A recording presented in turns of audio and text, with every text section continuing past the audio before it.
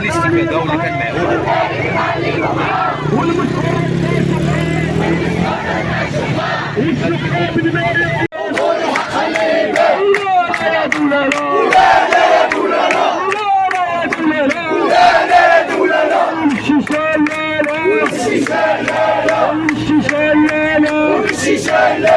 الشعارات لا بغينا اللي وعدتونا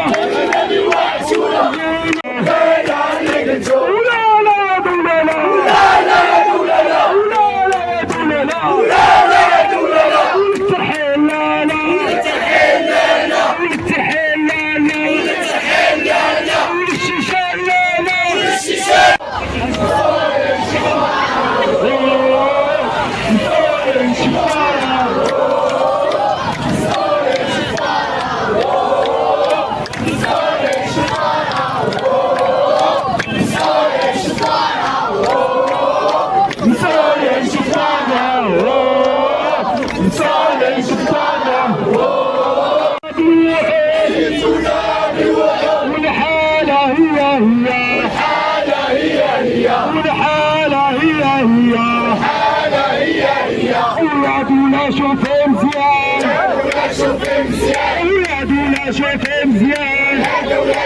مزيان يا مخزن شوف مزيان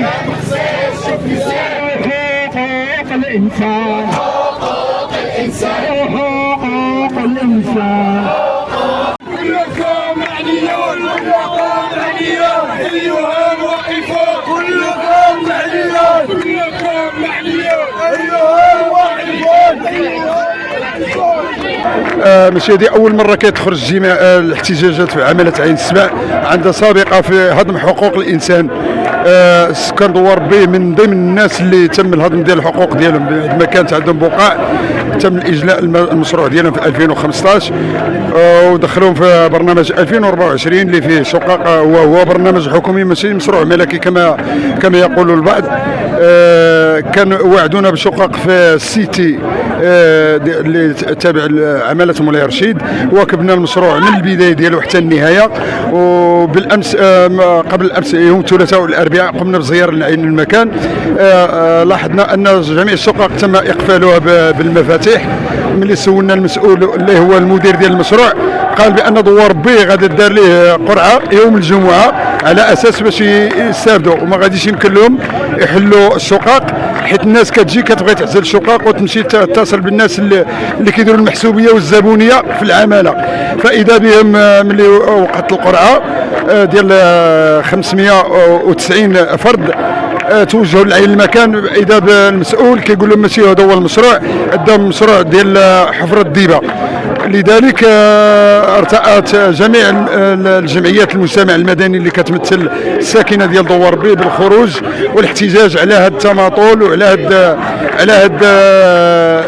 هذا الاقصاء الممنهج وعلى هذا الحيف في الاستفاده من المشروع اللي كان محدد لنا سابقا. المطالب ديالنا هو كنطلبوا من السلطات المعنيه وسيرتو خاصه وزاره الداخليه، المفتشيه العامه لوزاره الداخليه، باش تحقيق في هاد الخروقات اللي كتوقع للساكنه ديال دوار بي.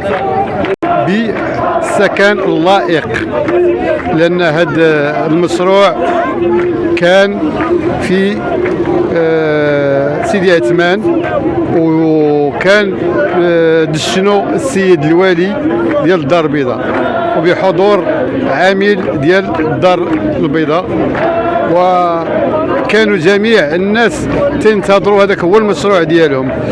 ولكن اخر ملي وقعت القرعه انتقل داكشي، تبدل من مكان الى مكان، لان داز ترياب مزيان وداز القرعه مزيانه وكانت السلطه غاده مزيانه، ولكن مؤخرا وقع ما وقع. وحنا تنتظروا السيد الوالي والسيد العامل ديال عماله عين السبع الحي المحمدي باش يتدخل في هذا الامر، باش نفكوا هذه المشاكل اللي اسمه، لان غير لائق هذاك السكن فين صيفطونا وماشي ديالنا، لان احنا عندنا وثائق وعندنا اوديوات اللي مسجل فيهم السيد الوالي تيدشن في هذاك المكان. وهذا